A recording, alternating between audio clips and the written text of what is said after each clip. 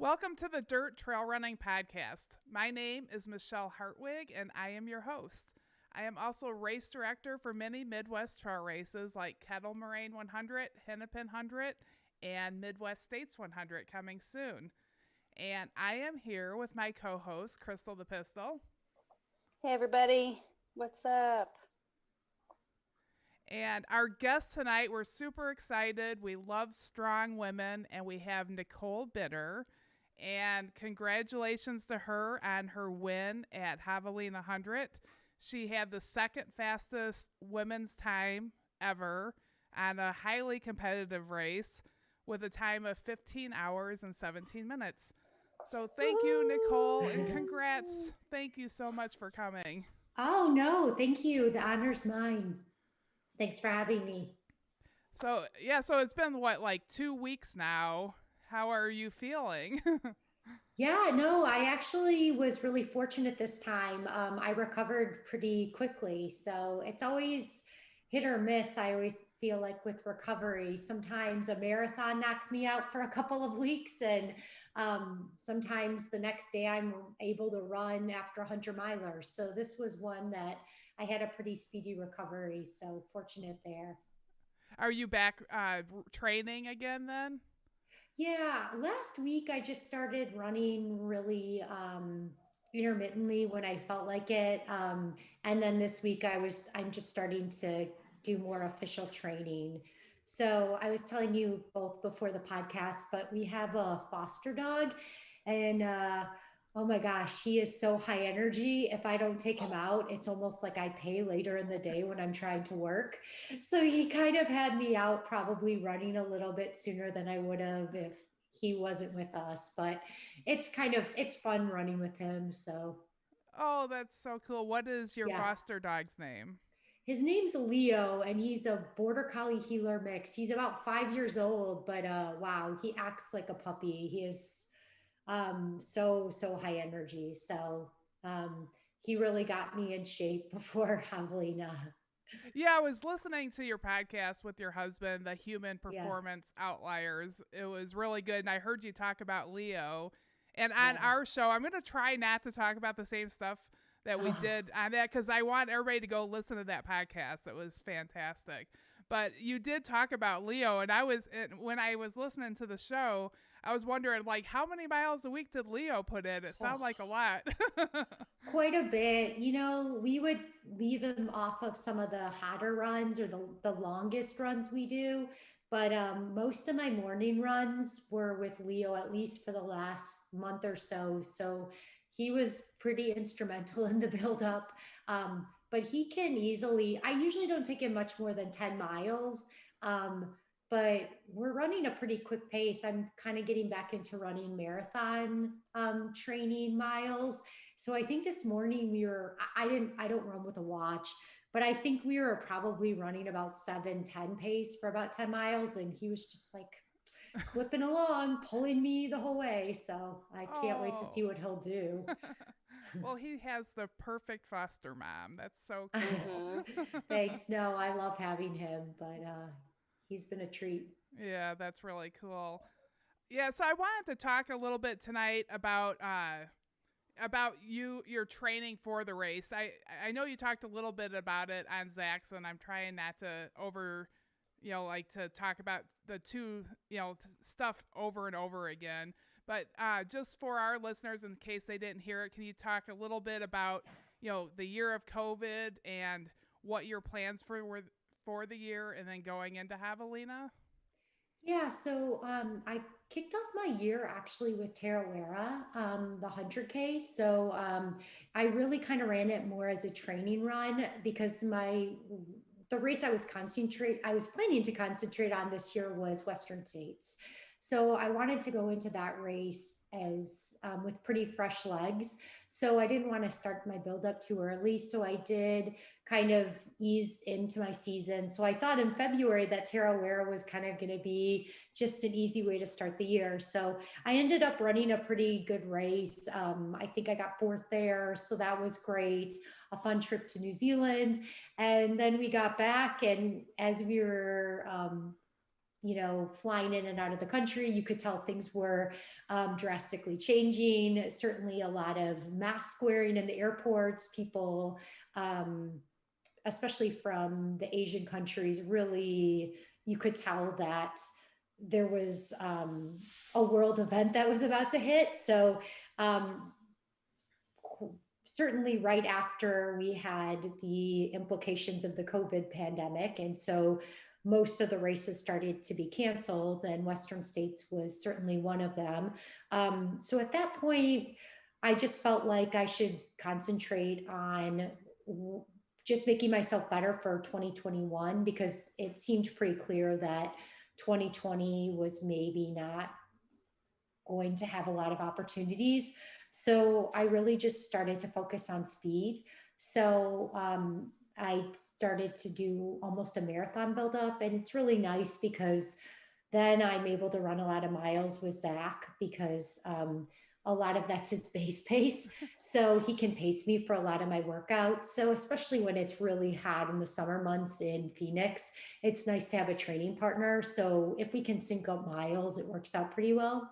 So I really just started focusing on doing kind of more speed running. And I think about 8 weeks before Javelina, it was announced that it was going to proceed. So we got word of that.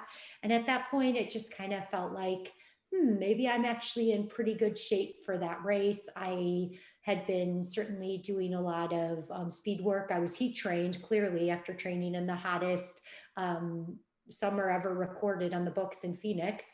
And I had been on that course a couple of times. I really felt like it suited my strengths. So I decided, why not give Javelina a shot? So that's kind of how I ended up at the start line. Yeah, my dad's from Arizona, lives in Arizona now, so I've heard about how like record-breaking heat Oh, forever.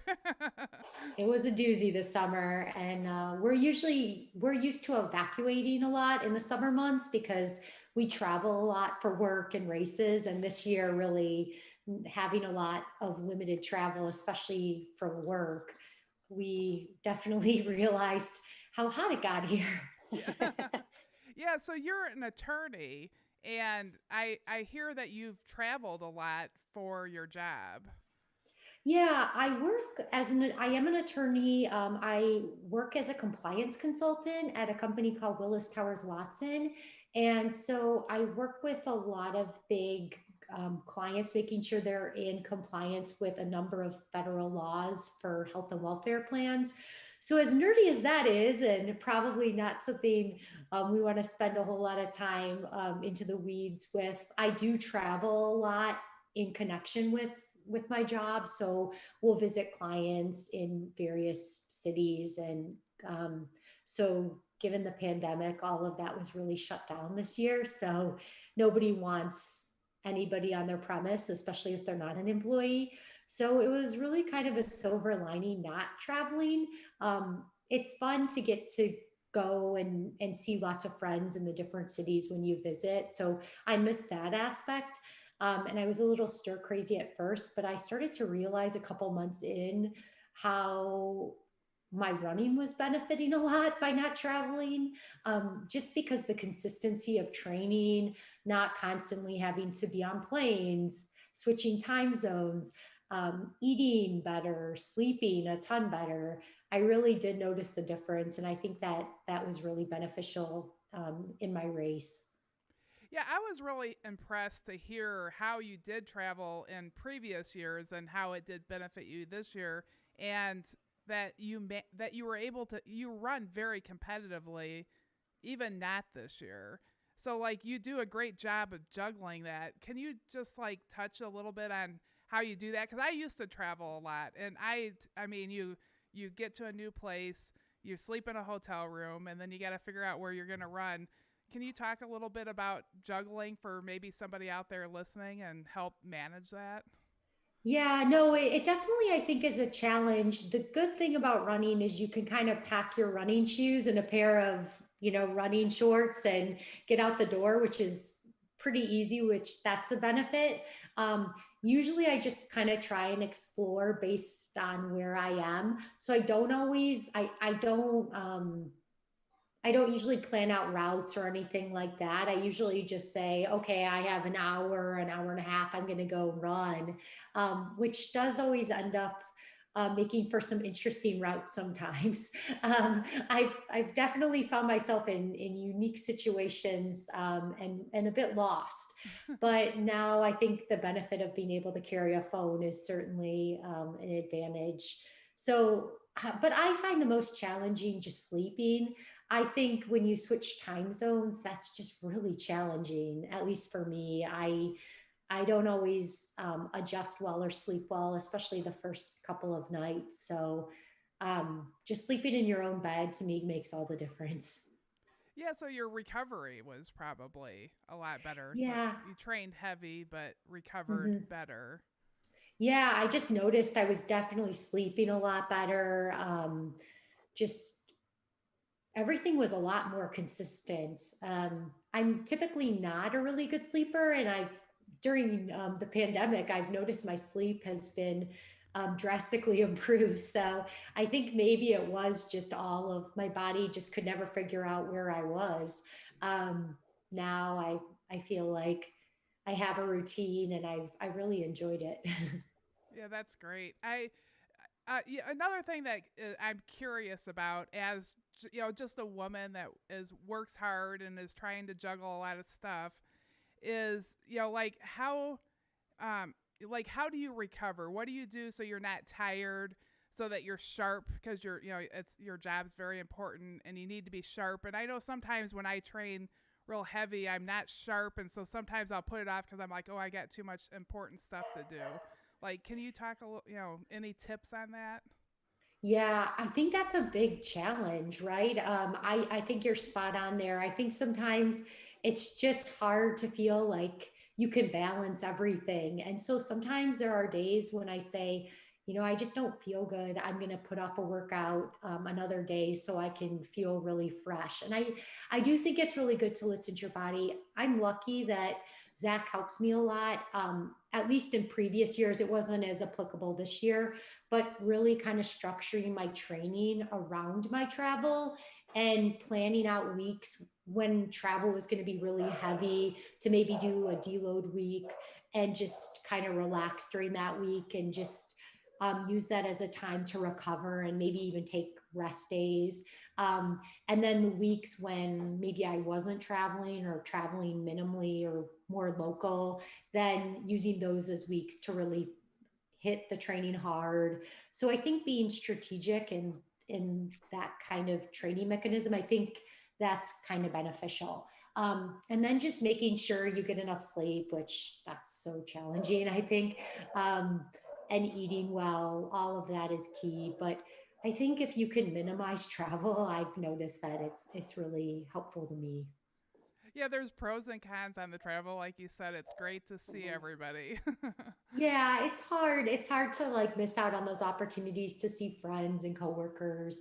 It's just not the same talking on Zoom, right? But um, I guess the silver lining is maybe your running will be your training is better.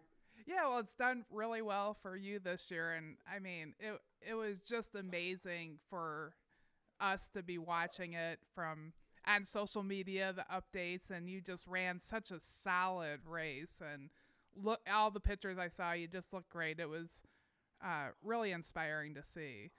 Oh, well, thank you. The words are too kind. When and listening to your podcast with your husband Zach, you said several times about you're like, oh well, I learned from this mistake here, and I learned from this mistake there, and everything kind of came together for this race.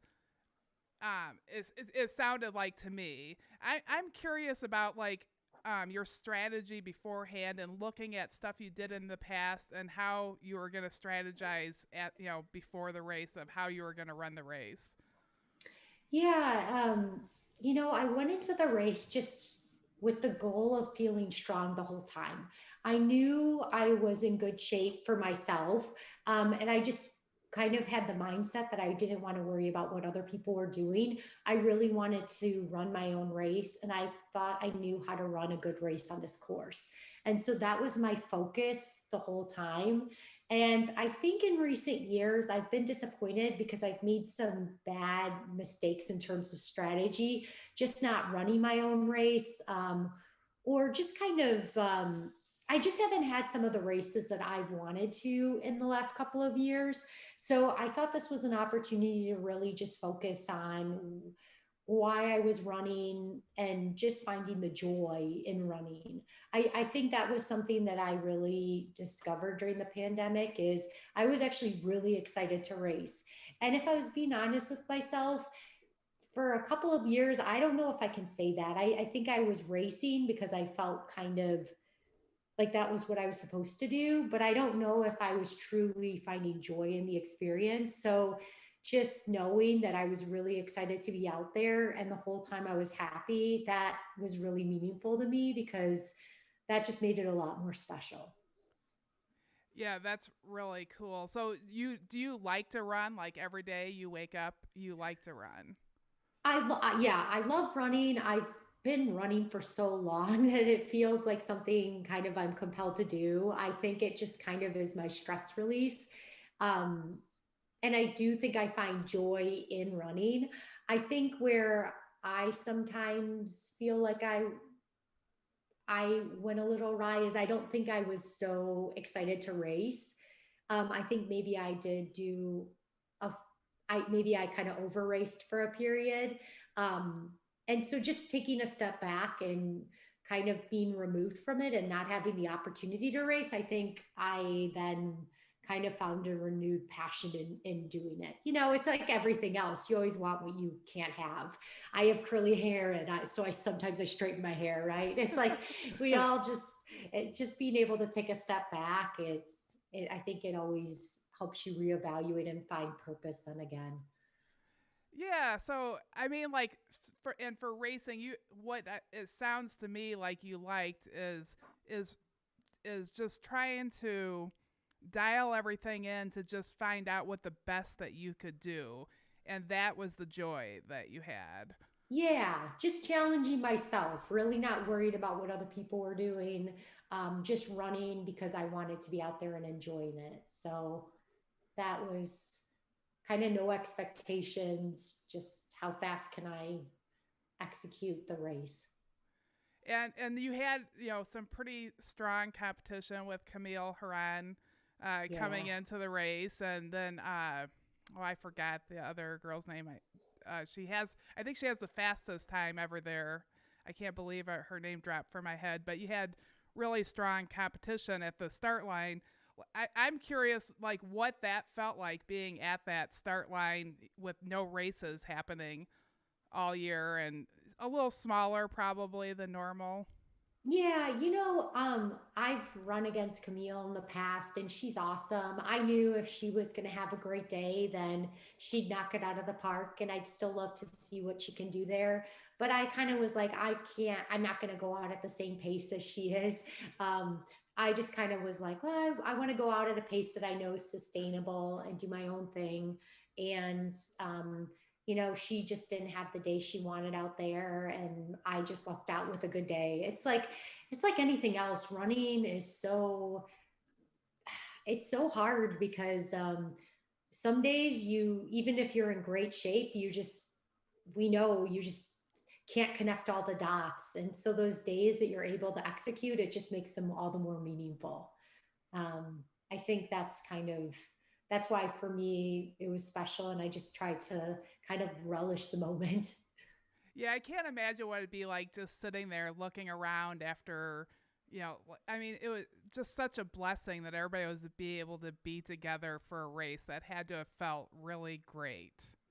Yeah, no, absolutely. It definitely felt nice to be back. And it's also nice because that's the race organization it's kind of like our home turf. So now that we're Phoenicians, we go to a lot of Air Viper races. We love the organization. So just being able to race there kind of on our home course, it felt like was even extra special.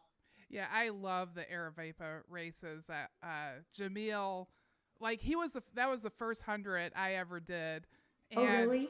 I always say that I should change my email address because, like, I was like that new runner that sent Jamil like a million emails that I didn't know the answer of. And he was like, as a race director, I completely model after him because he was so nice, just responded, never told me I was annoying, even though I don't even want to read the emails. I probably was totally annoying. And he was just so welcoming and nice. And that was a long time ago when Javelina, I think it was like it was a different course. It was kind of across the street from where it is now. Yeah, I think they did change the course a bit, but no, Jamel's great, and his whole race organization is just amazing. They do a great job. So Yeah, that the excitement at that race and that finish line where it's like a quarter mile coming in with all the tents and setup, it's just a fantastic place. Uh, yeah, I, it was a little different this year just because of the pandemic, but still, you could feel the energetic atmosphere. It just, yeah, it was so nice to be out there racing. I was curious if, like, if you have any pre-race rituals you have to do. Like, do you do a flat Nicole on your bed before the race, or like, do you have a certain pair of shorts you have to wear, or a certain pair of socks? I used to be much more ritualistic, like especially thinking back to junior high, like when I first started racing. Oh my gosh, I had like a routine that I would follow. And even when I started ultra running, I'd wear like the same shorts, the same sports bra, the same socks. Like I kind of had my little outfit. Now I've just gotten out of the habit. I think like my dog Stella stole my favorite racing socks at a certain point. So I just had to like ditch those, and then I don't know, my shorts, I've just moved on. So no, I actually really don't have like as much of a pre-race routine. I like to eat salmon the night before the race. I don't know, I find that I that's kind of my favorite food. I try and eat that as much as possible, so I think that's just an excuse. um but other than that, I don't really have a big routine. And I'm fairly minimal in terms of like what I use and support. So yeah, I don't. I no. Do you guys? Um, I don't. Yeah, like, I don't know. I get everything laid out. I have to have everything together and thought about. It's very well thought out. But I don't have any certain thing. I did have, like, when you talked about your dog stealing Oh. your socks. I did have a favorite pair of shorts, and I was wearing them one day, and I'm like, they feel kind of funny, and my dog had ate the underwear out of them. So they're Yeah, no that longer would my not be favorite pair of ideal. shorts. Yeah. So I guess with Dogs. animals, you just kind of, they decide that they're going to have some of your stuff. Oh yeah. Our dog is our dog Stella. She's about 12 years old now. So she's kind of my retired running buddy, but she has this love of dirty socks. So like that's the thing she'll steal. And we have a dog door now. So when we're out running, she'll sneak the socks and like bury them. So, Zach and I will go on a mission to find our socks. I mean, we started to wise up and like close the door, but somehow socks still disappear. I mean, I don't, she's a ninja at sock stealing. It's insane. I love the dogs. Yes.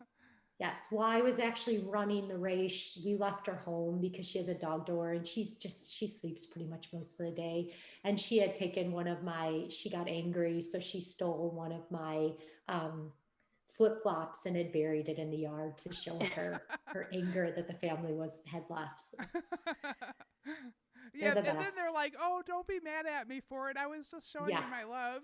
Yes. She like took the pillows off the couch. That's like all she did all day. So it's like, well, if that's like, Show them. yeah. That's So, great. yeah, gotta love the dogs. So I'm also curious about, like, you talked a little bit about being minimal. Like, I'm a handheld person. I think that you get in and out of aid stations much faster, and I like to make up that time. Like, what do you carry on course? Like, you got backpack?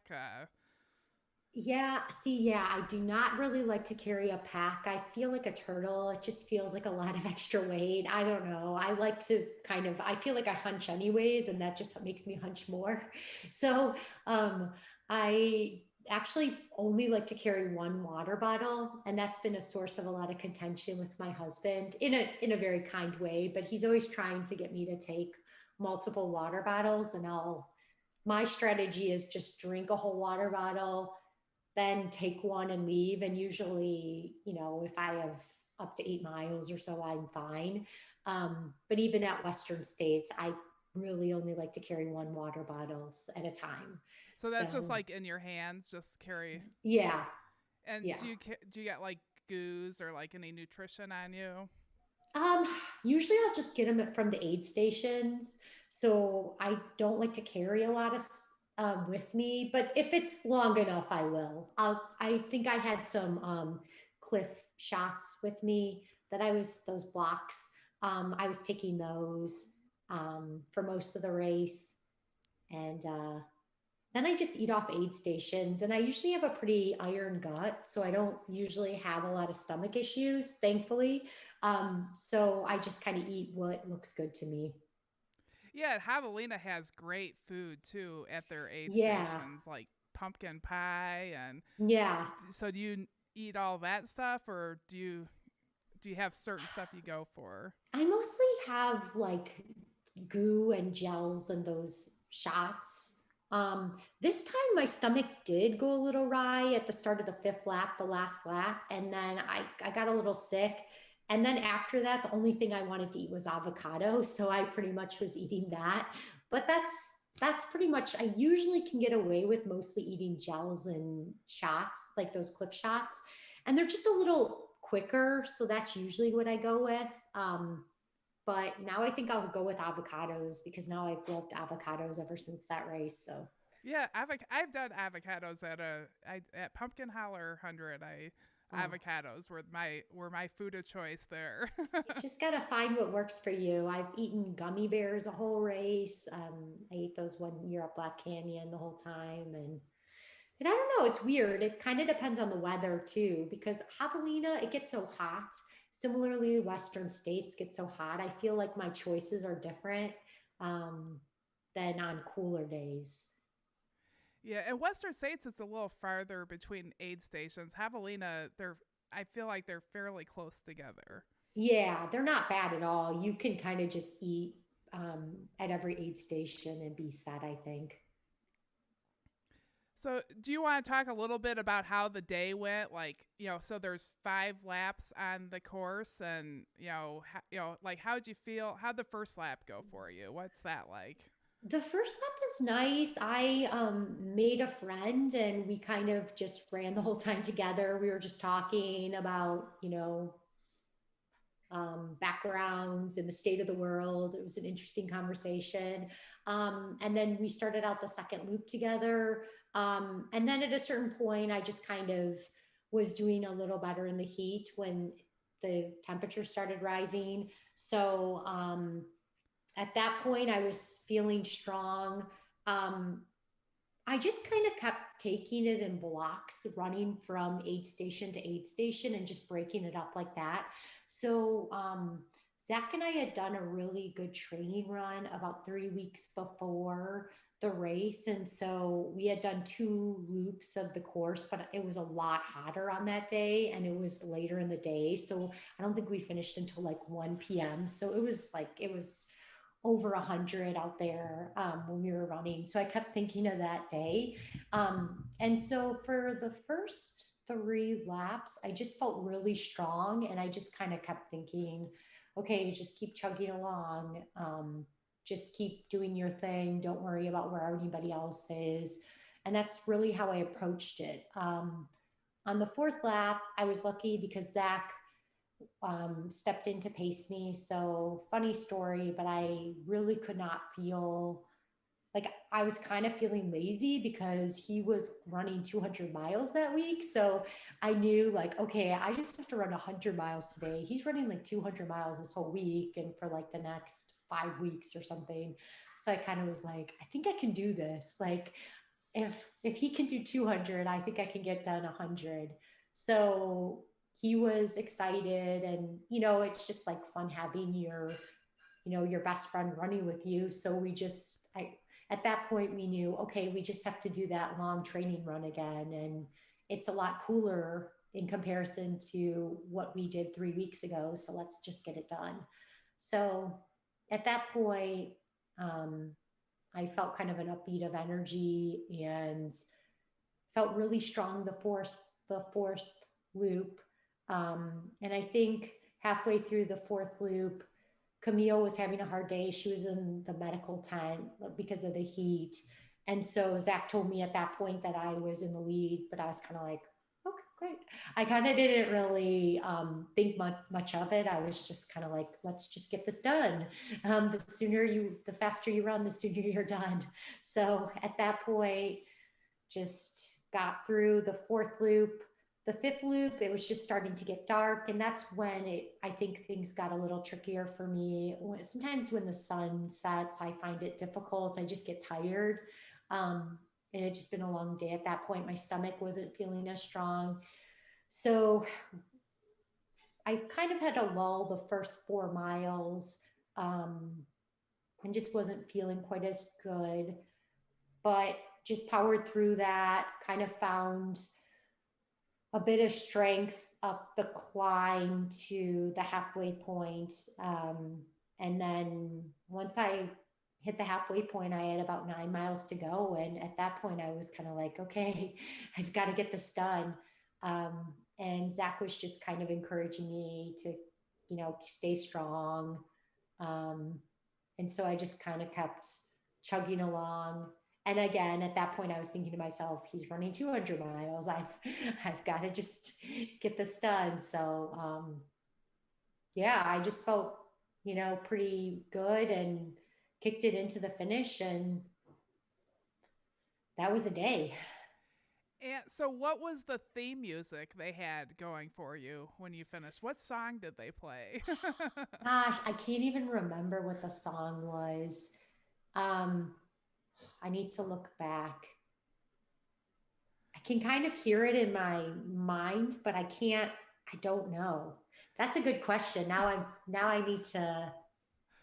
Well, I think it's really cool that they actually, like asked the runners, what song would you like to hear at the finish line? Like, that's something that the organization emailed out to ask. Like, that's super cool. Yeah, they're so awesome. I mean, I really should have picked a song, but I was lame and I said choose for me. So next time I run, I'm gonna think of something.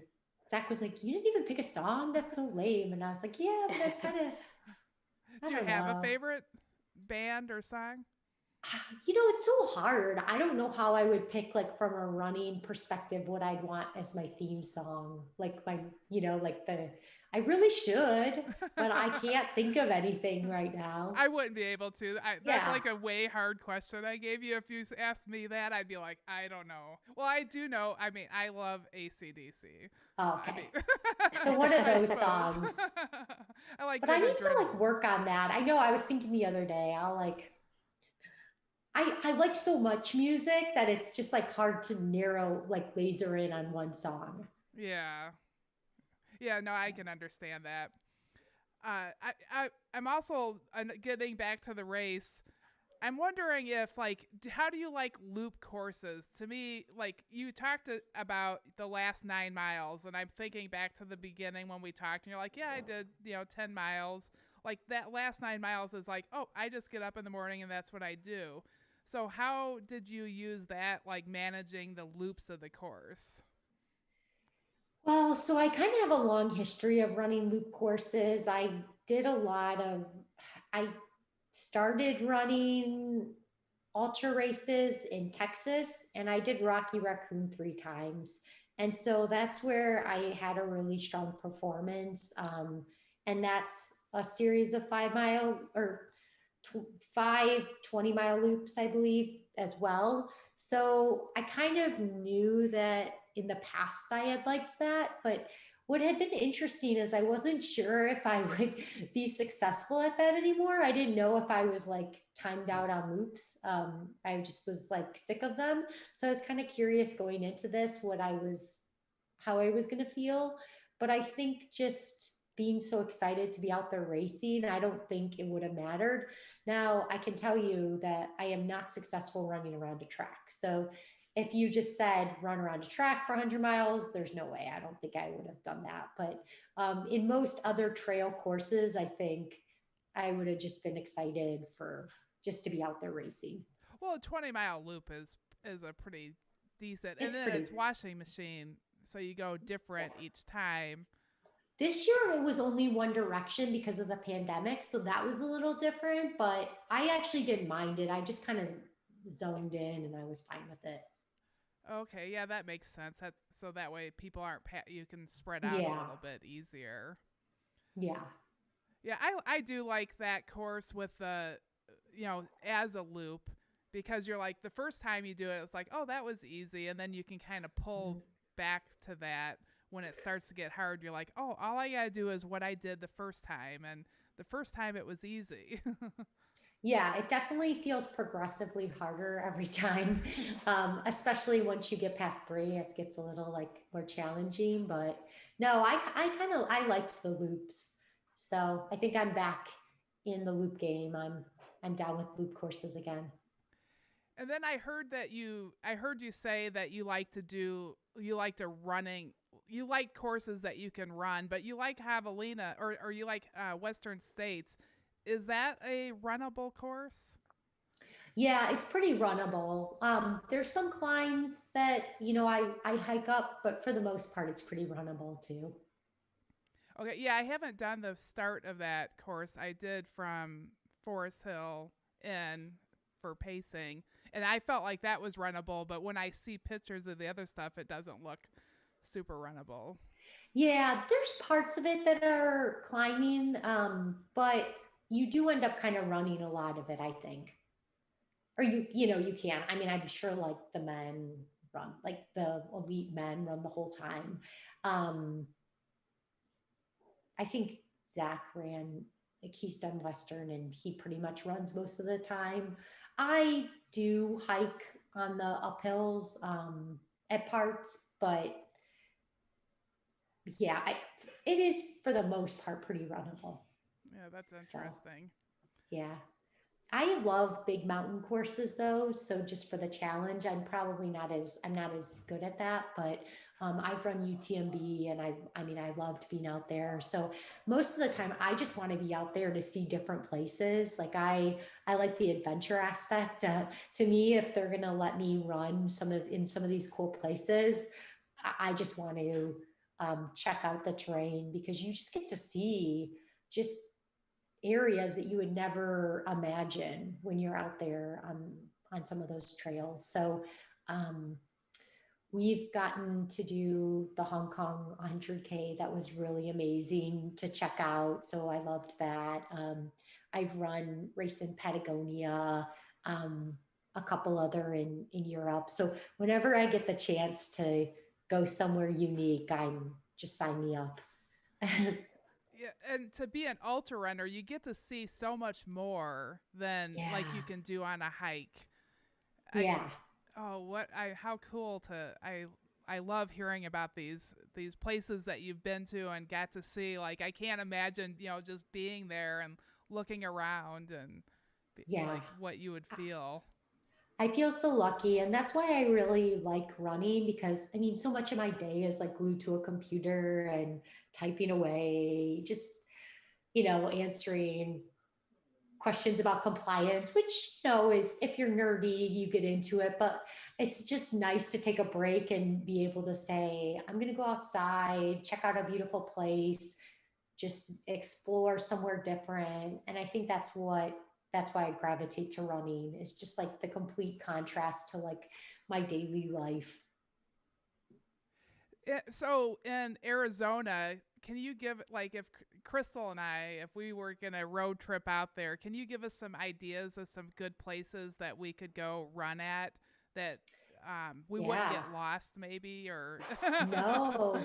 Well, I mean, around Phoenix, we live in an area called the Phoenix Mountain Preserve, and there's some beautiful trails here. But even better than that, around Flagstaff, it's amazing. So there are some wonderful routes in Sedona. So if you head this way, just let us know and we'll let you know about some good trails. Okay. Yeah. So where do you both live? Are you both in Illinois? Mm-hmm. Or Yeah. okay. Yep. So I am actually from Illinois. Lived there many years, went to college there. My family all lives in Hoffman Estates. Oh, nice. Yeah, so I get back a lot. But before the pandemic. Yeah. Oh, that's cool. Yeah, Hoffman Estates is right kind of in the middle of Crystal and I'm in Crystal Lake, Oh yeah. Illinois. So that's Yeah, super close and then I'm in Plainfield. Okay, yeah, yeah. So that's where I grew up. I went to Front High School and Oh, um, went cool. went to college in the city. So well, you'll have to stop by. I'm at my office, which is a storefront too, and yeah. it's called the Trailhead.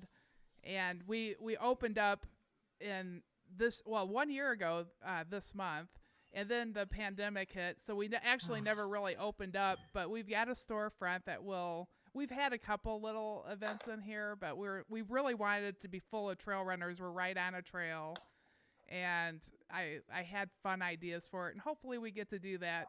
And maybe if you're in town visiting, you can stop by and we can give you a Oh tour. yeah. No, no, definitely. Once the pandemic's over, my whole family lives there. My sister, all my nephews, and all Zach's families in Milwaukee. So we get out that way a lot. So no, that would be awesome. That'd be a fun. It would definitely be cool. Yeah. And I think that you should check out like Hennepin 100 or Kettle 100. Yeah, I would love to. I've heard good things. In college, I used to run on the Kettle Moraine course, so that would be really fun. Yeah, the Ice Age trail that's like an Yes. iconic trail in Wisconsin, and yeah, Yeah. Kettle, it's fantastic course. Yeah, I haven't been there since college. I would love to. I would love to. Yeah, it's a very runnable course. I think that you would like it. It's got Yeah. hills. I mean, it's just like constant rollers, but it's 100% runnable. No, that sounds perfect. Was there anything else about the Crystal does a Ornery Mule Stubborn 5 too, but I'm just curious, was there anything else about the race that you wanted to share that maybe we didn't ask? Hmm.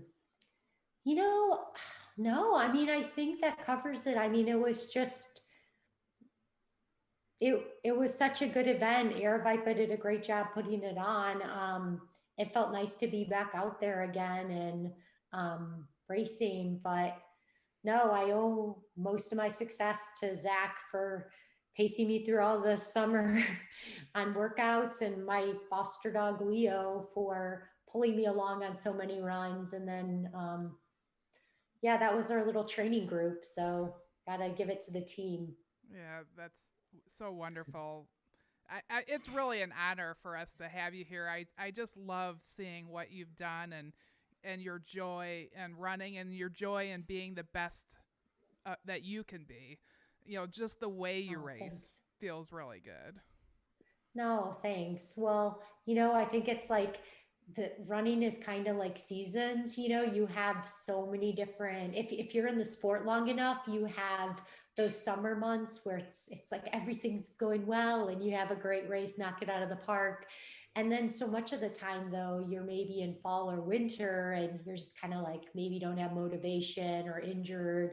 And so it's just remembering that there are those good times. You just have to hang in there and get back, but just don't give up, right? Like it's just all about like just keep chugging along and you'll find success. But I know Zach's been great about reminding me of that, because I think for a couple of years I felt like I was just having a harder time. I was just not executing certain races to the way I wanted to. So it just felt nice to have one where I felt really good about it. Well, you did great. Mhm. Thank you. Thank you. Should we do the Ornery Mule Stubborn 5, Crystal? Yeah, actually, before I do that, I wanted to ask you. You had said that you were going to run Western States this year, but couldn't because it was canceled. Are you planning on running in 2021? Yes, so I'm planning to be back. So I've been lucky to run. Oh, I I have been kind of lucky to be in that race a couple of times over the last couple of years. So I figure it's so hard to get in. I can't give up my spot. So that's my plan. So God willing. I plan on going out Awesome. there to volunteer, so I'll get Oh, to nice. hopefully Yeah, high we'll have five to. you. Yeah, no, it will be nice to meet you in Yeah. person. Yeah, that would be great. I would love that. I know. I was planning on going out and just hanging out at the finish line too, and didn't get to do that. So hopefully next year. Yeah, next year it's such a cool race vibe. It's definitely an experience to check out. Yeah, iconic. Awesome. It's Hmm. fantastic race. All right, it's time for the Unreal Meal Stubborn 5. All right, these are just 5 questions. You can answer them fast, stubbornly. You can choose to pass. You know, it's kind of like a game show, I guess. Okay. All right, question 1 is share one thing about you that people may not know. So I grew up and my sport of choice was figure skating. So um, I was very invested in ice skating from a young age and could do a lot of the jumps and spins. And um, I got into running because I wanted to be in a sport that you could compete in school. But figure skating was kind of my first love. Oh, that's really cool. That's cool. All right, question 2 is what is something that you're looking forward to, be it running or anything you're looking forward to? I think seeing my family when I can, because I haven't gone home in gosh, a year. So it will just be fun to be back in Illinois, like by you all, and just see them. That would be nice. Yeah. Yeah, I haven't Do got you, to see my dad either. I Yeah, really want to go see him. it's so hard, but And then Coach Loretta that hooked all this up, she's going to be running Desert Solstice. And oh I wanted to yeah, go out, but I'm like, oh, with COVID, I just doesn't seem responsible. it's hard. It's hard to know what to do. I think they're doing testing for everyone now at Desert Solstice. I will be there crewing. So if you're out here, let us know. But Yeah, yeah, I haven't gone home, but um, hopefully things start to take a turn in the next couple of months. yeah, we're just learning everything that we're grateful for that we have. Exactly. Yeah. Exactly. We're Yes. appreciating things better. COVID's Yes. had its positives. I like to look at all the positives. Yeah, it's so true. I mean, a lot of silver linings for sure. So, all right. Question 3 is what is your favorite hobby besides running? besides running, oh gosh, like this is my problem. I don't have a lot of hobbies. Like Zach is on me all the time. Like I just am not good at having hobbies.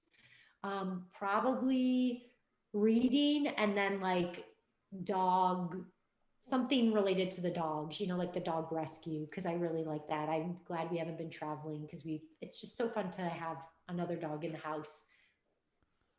I think dog Yeah. rescue is a great hobby. Like, Yeah, man, I think those, so too. yeah, they're so lucky to have you. Yeah, no, well, I'm lucky. That's just like, our dog just was kind of, she's my baby, but she's 12. So she basically sleeps all day at this point. So having like a little young, vibrant character in the house is just fun.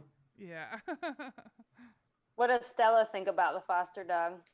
Stella's not too keen on Leo. She'll tolerate him. She's a very she's a good sport, but she definitely prefers to be the only dog. She has Mm-hmm. her special privileges though. So like she gets to sleep in the bedroom, like Leo has to sleep in his crate. So like by doing little things like that, she gets kind of like her special spot, but she gets a little jealous. She and Zach have gotten closer because I think sometimes I pay attention to the little dog because we're kind of like he's kind of needs a lot of extra training. So I think it's brought Zach and Stella closer. So that's a win. Yeah. All right. Question 4 is: do you have someone you look up to or an influence in your life? I mean, this is corny, but probably Zach from like a perspective. He just always has a really good attitude about everything. So it's just nice. He just has a really, I think, optimistic personality. So that I find beneficial. So I'll say him. Nice. All right. Last question is: what is your favorite treat for a job well done? Ooh, there's so many. I really like anything with frosting. So probably like a cupcake or something like that. Nice. What did you eat after Javelina? Oh, I was so sick after that race. Like I couldn't eat the whole next day. I like wanted to so much, but I Oh, just couldn't. But the next day, like I was feeling better and I think I just went back to like I think I had like salmon because that just sounded so good and avocados. Which I know that sounds like lame, but for some reason like avocados and salmon sounded good. So it wasn't like I really didn't like have a splurge, but it's not because I didn't want to. I just like my stomach was weird this time. yeah. Yeah, probably the heat, I guess. I The don't heat, I know. think, yeah. Mm-hmm. But mm, it's okay. I ate treats, you know, after, so it's fine. Nice. Salmon sounds good. It's so Do you good. have a certain way that you like to make it? Well, so it's so nice here because you can grill basically year round so easily. So I just grill all the time. I just find that easiest. Oh, I love Um a good grilled salmon. Ugh. yeah, it's so good. I don't know, something about salmon. It makes you into Superwoman. Oh, that's my goal. Yeah. Right. Awesome. Well, thank you so much for being here. We really appreciate you coming on and talking to us. You are amazing. You did so good at Javelina, and I've never been to Arizona, so Oh yeah, no, I you would guys like have to to. head out this way after like at some point definitely let us know. It's awesome here. It's just come in the winter because it escape the Midwest. Like um you'll love it in January and February here. It's amazing and it's gorgeous. So we kind of have the opposite of you all in terms of season. So we're starting to enter like the summer months here. Yeah, we'll You have definitely let you know. you have like super you so your 4 seasons are basically like The kind of opposite. summer, like okay, but Yeah. so does it snow in Phoenix? No. Okay. No. I mean, it will. You can drive about an hour and you can see some snow in the mountains sometimes. Like if you drive about 2 hours to Flagstaff, there'll be snow, but Phoenix, no. Okay. It doesn't snow. It will get down like once in a while to like 30 degrees or something, but that is like a very cold day. Um, Most of the time, it's probably like in the like high 40s in the morning, and then it gets up to like 70 in the winter. So it's gorgeous. Today we set a record, it was 90. Oh wow. Oh So my it's like God. it will not cool off here. It has been insane. We've like set the most record of days above 100 this year. So like yeah, Wow. today they're like we broke another record. It's like oh great, like we wanted another Yay. record. Like it's terrible here. It's been like the hottest year. Yeah. So eventually it will cool down, but it's been insane. Yeah, like Yeah. 40 to 70. That sounds like that's ideal running weather right Yeah. there. Oh, Mhm. it like our summers or our winters are awesome.